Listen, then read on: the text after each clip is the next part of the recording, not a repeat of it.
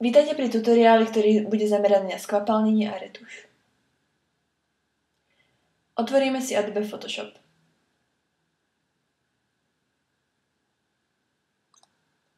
Počkáme, kým sa načíta. Niekedy môjho spustenie trvá trošku dlhšie, vzhľadom na to, že sa ešte niektoré moduly ťahajú.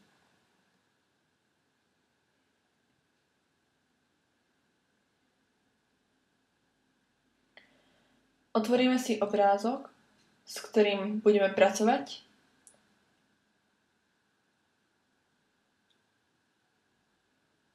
Ja som si zvolila obrázok Evangeline Lily.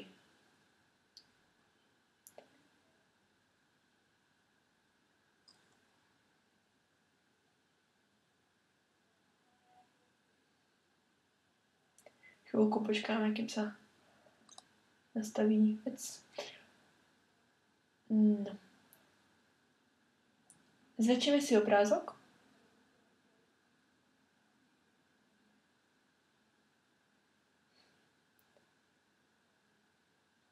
A odstránime vlasy, ktoré má Evangeline na uchu. Vyretušujeme ich. Robíme to kvôli tomu, aby sa nám ľahšie potom manipulovalo s tým uchom ďalej.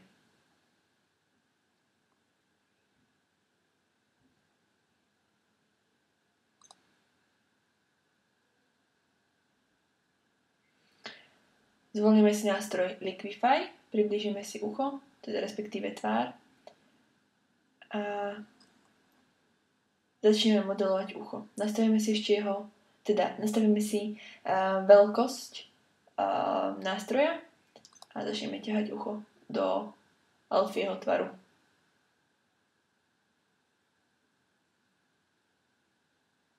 Ak sa pomýlime, tak zase použijeme Command Z.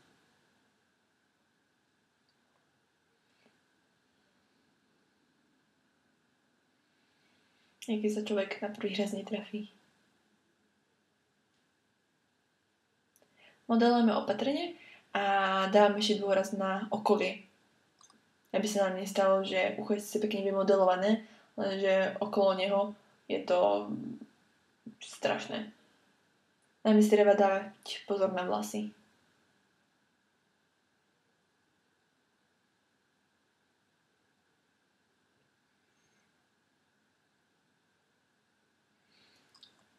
Je dobré, keď modelujeme to ucho, striedať veľkosti toho nástroja. Po prípade môžeme použiť zmenšenie alebo zväčšenie.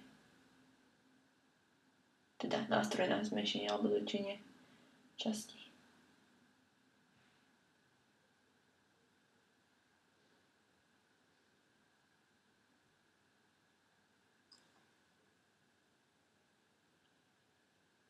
Zašpicatíme ucho,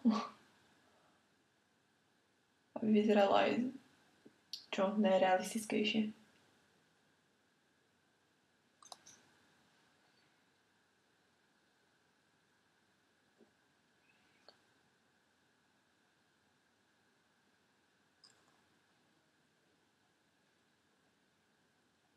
Presunieme sa k nosu, ktorý trošku upravíme, aby mal taký kvázi elfovejší vzhľad.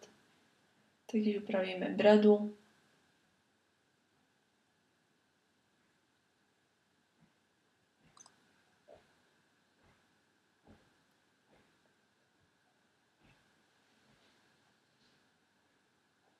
No, vytvoríme si novú vrstvu a začneme konturovať tvár.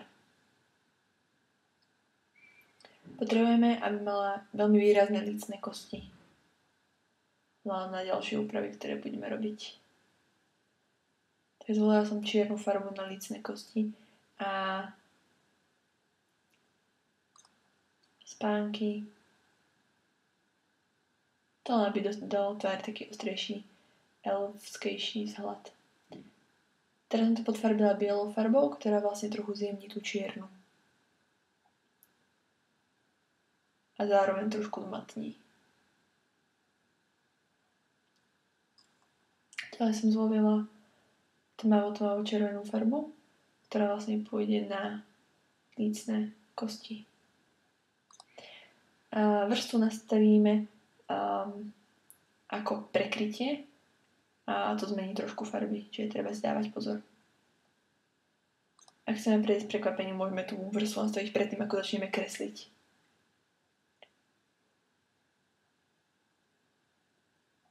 A pokračujeme v kontúrovaní.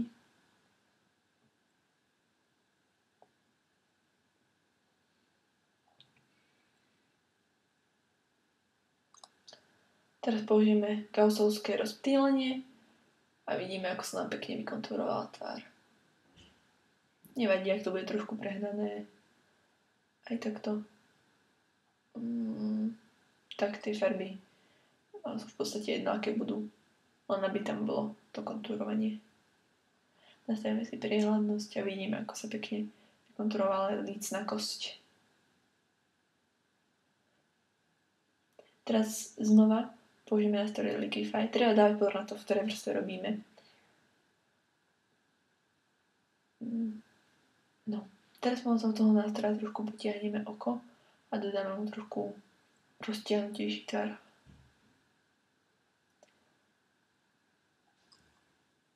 Vytvoríme si ďalšiu vrstvu a pomocou štice vykontúrujeme očnú linku a myhalnice.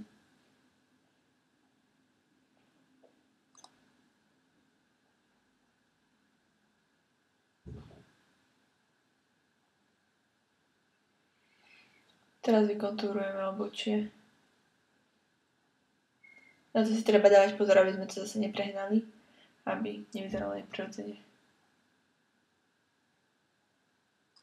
Samozrejme ešte trošku môžeme aj pery vykontúrovať.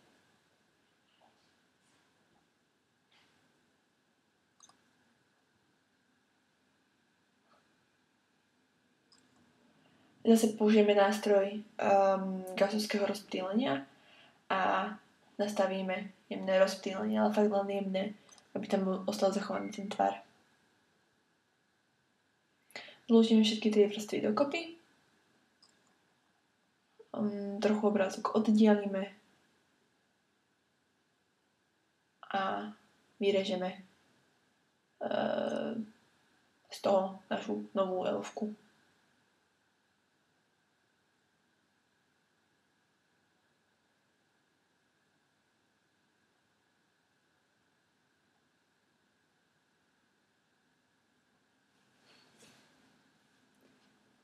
Niekedy, keď Photoshop pracuje s trošku väčšími súbormi, tak môže mať jemné problémy, že mu dlhšie trvá práca.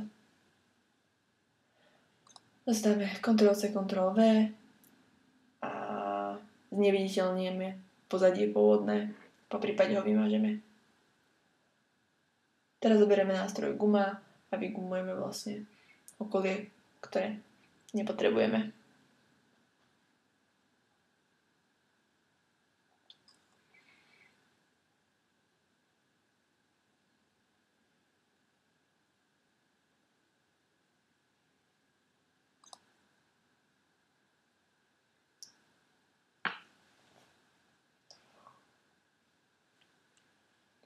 Nastavíme ešte jas a kontrast.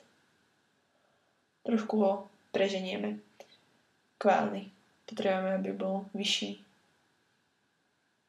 Nastavíme ešte aj expozitúru, posun a korekciu gamma.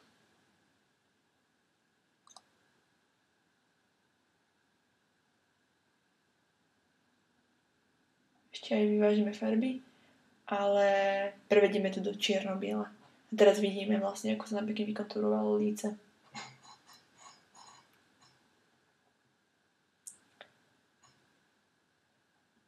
Z galérie filtrov si vyberieme vlastne filter, ktorý nám bude sedieť najviac. Použijeme mozaikový filter, tuším sa volá Fresca. A vidíme, akú štruktúru nám to urobí peknú.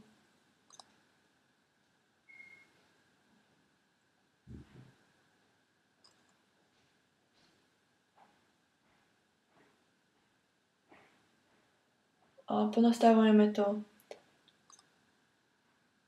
A zase nastavíme jas a kontrast. Trošku dosvetlíme.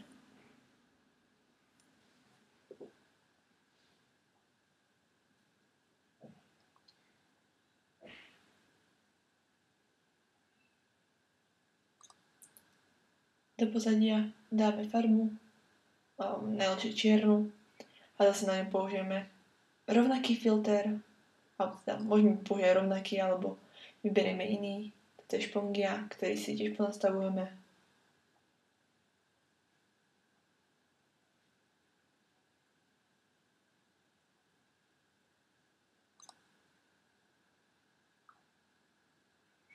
A vidíme, čo to spravilo.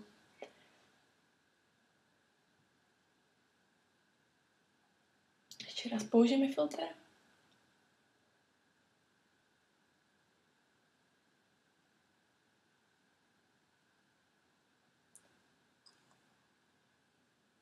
Tiež vidíme, akú štruktúru to zanechalo.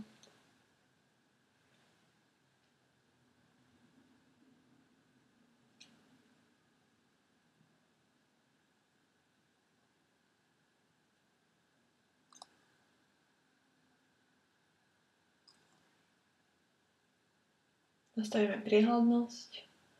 Vytvoríme ešte jednu vrstvu, ktorú potiahneme pod našu tú čiernu vrstvu a nastavíme čierne pozadie.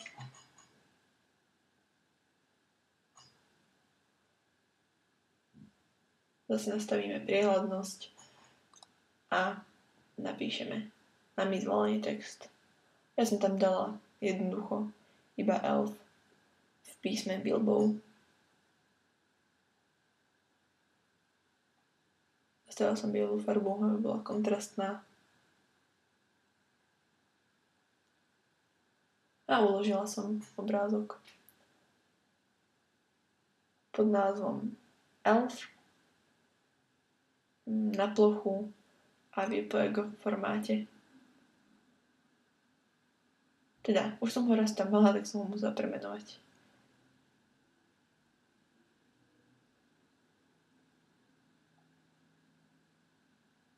Čiže som pridala K, čiže elfka. Uložila som to v maximálnej kvalite, tam sa vlastne nastaví kvalita.